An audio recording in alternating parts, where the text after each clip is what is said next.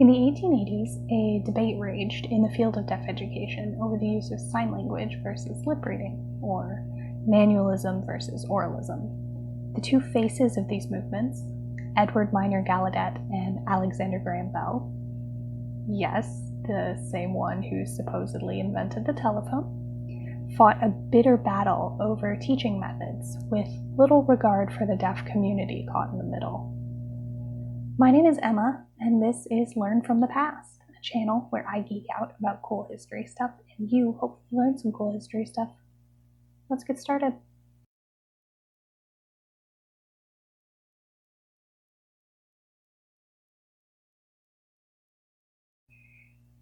Before I get into the meat of the video, I want to stick a disclaimer up front. I'm currently studying American Sign Language in school. I have deaf professors, and I'm learning about the deaf community. As such, I come down firmly on the pro-manualism side of this debate. I've tried to be as unbiased as possible, but I'm only human. Please keep that in mind as you watch the rest of this video. I also use the term ASL as an abbreviation for American Sign Language. Sign languages are a language family that varies country to country. The particular sign language discussed in this video is an earlier form of American Sign Language, the natural language of the deaf community in the United States. So, with that out of the way, let's talk about the oralism movement. So, Edward Miner Gallaudet's mother was deaf. She was involved in the deaf community and was a proficient signer. Gallaudet and his father used ASL at home with his mother. Alexander Graham Bell's mother was hard of hearing and a good lip reader. His wife, who was deaf, was a proficient lip reader, but she may also have been a genius since she picked up almost every subject she tried pretty much immediately. Both Bell and his wife were under the impression that she had been born deaf and still managed to learn speech reading, but letters from her mother later confirmed that Mabel Hubbard Bell went deaf around age 5 after having acquired quite a bit of spoken English, which would have aided her efforts in learning speech reading. Given that these two women were the only deaf people Bell encountered in his childhood and early adulthood, it makes sense that he would come to the conclusion that lip reading was just easy for every deaf person.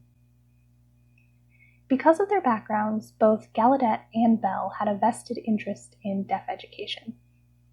Thomas Hopkins Gallaudet, the father of Edward Miner Gallaudet, and the godfather of deaf education in the US, went first to England to learn their oralist methods in order to help his deaf sister.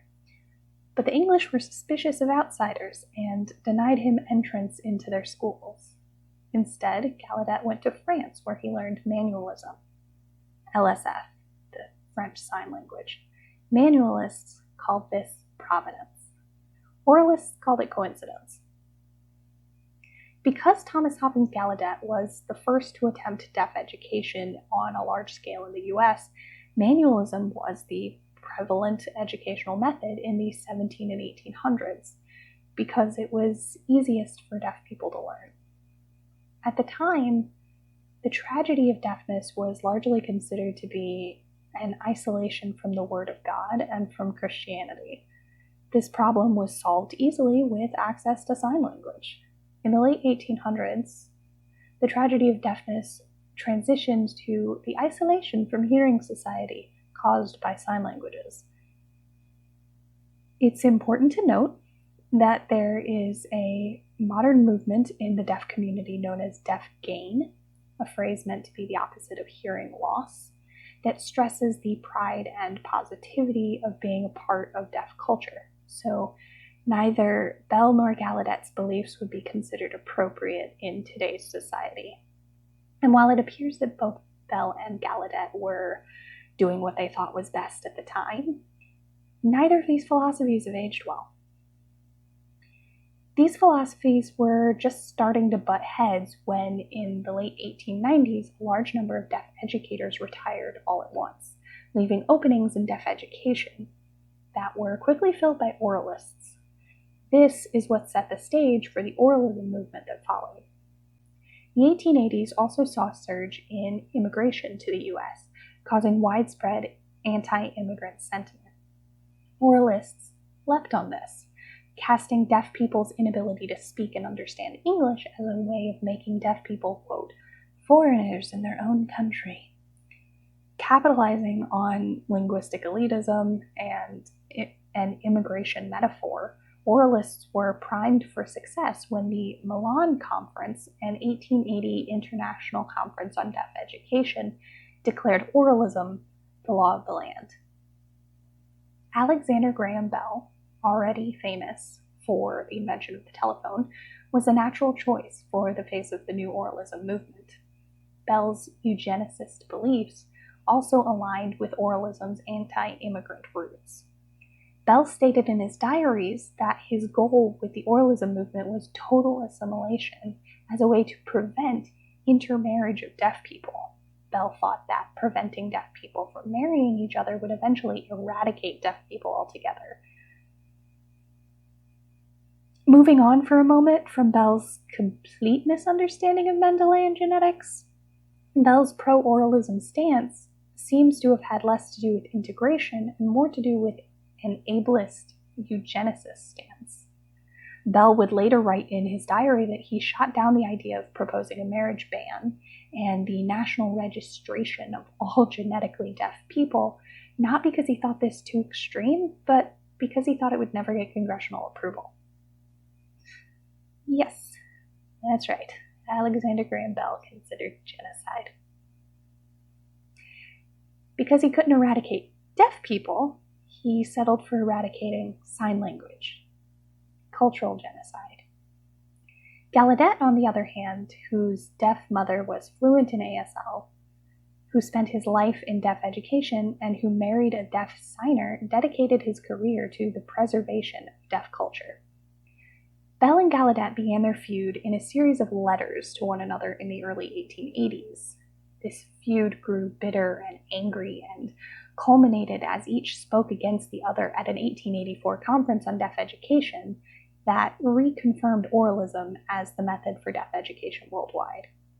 At this same conference, a series of deaf adults who had been orally educated spoke out against oralism and in favor of manualism. To the utter astonishment of the manualists, oralists completely ignored this testimony and reaffirmed oralism as the preferred method for deaf education. Despite manualists constantly pointing out that these inconsistencies existed in the oralist argument, by the early 1900s, oralism had largely taken over deaf education. Oralists turned their attention, therefore, to preventing students from signing outside the classroom.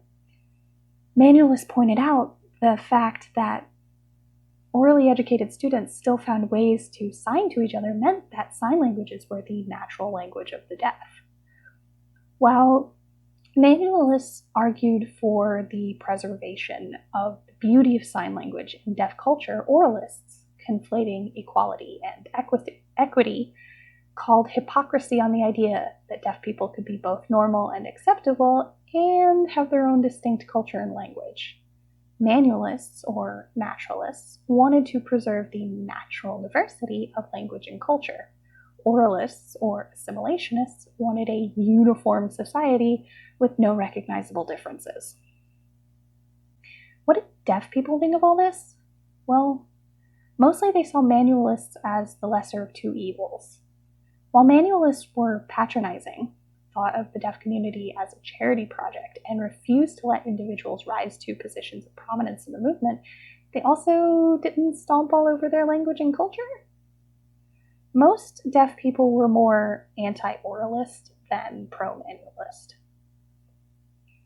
Bell, who was a lip reader, also promoted the idea that manualism broke up families because it caused an insurmountable language barrier.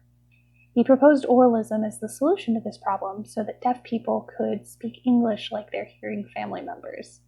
I suppose it never occurred to him that the hearing family members could learn to use sign language like their deaf relations. By the time Bell rose to prominence in the oralism movement, he had degraded sign language and deaf culture and repeatedly referred to adult signers as failures. The deaf community absolutely hated Bell. Bell was aware of this and wrote that he lamented his isolation from deaf people, but not enough apparently to change his stance on oralism. In the 1890s, Bell lobbied Congress to revoke funding for all deaf education. Gallaudet had been successfully garnering funding for his school for decades, but was blocked by Bell at the start of the oralism movement. Bell argued successfully that no deaf school should receive federal funding. He knew that most oralist schools were private and funded by the wealthy hearing parents of his deaf students. Oralist schools could survive without federal funding, while manualist schools could not.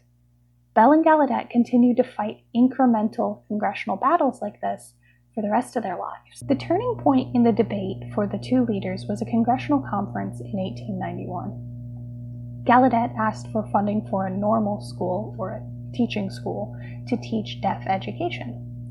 Bell lobbied against him for fear that deaf teachers would promote manualism. Gallaudet replied that his school would only hire hearing teaching students, but Bell didn't believe him. Bell was angry that Gallaudet would think of hiring deaf teachers, and Gallaudet was angry that Bell wouldn't take him at his word. After these congressional hearings, Bell and Gallaudet's fragile friendship was over. Decades later, shortly before Gallaudet's death, the two met and agreed to disagree. Gallaudet wrote of the meeting, quote, "The hatchet is buried, but I know where it is." Edward Minor Gallaudet died in 1917. Alexander Graham Bell in 1922. They never reconciled, and their debate did not die with them. In fact, the oralism movement is still alive and well in the form of mainstreaming, sending deaf children to hearing schools. This isolates them from the deaf community, even when sign language interpreters are involved. The fact that Bell and Gallaudet both clearly had ulterior motives, Gallaudet's continuance of his father's work in deaf education and Bell's eugenicist dreams, meant that their debate could never truly be just about deaf education. Thus, the oralism movement continues. Over 100 years later, the oralism movement is still shaping the history and the future of the deaf community in the United States. Thank you so much for watching. If you enjoyed this video, be sure to give it a thumbs up. Tell me what you liked about it in the comment section below. If you didn't enjoy this video, give it a thumbs down. Tell me what I can do to improve. If you're interested in more nerdy history content, be sure to subscribe and ring the bell to get notified about new videos, which I post every other Friday.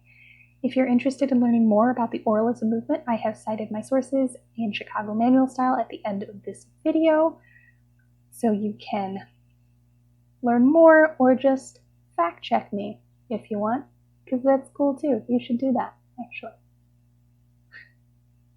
Thank you so much for watching. Remember, those who don't learn from the past are doomed to repeat it. So don't doom yourself.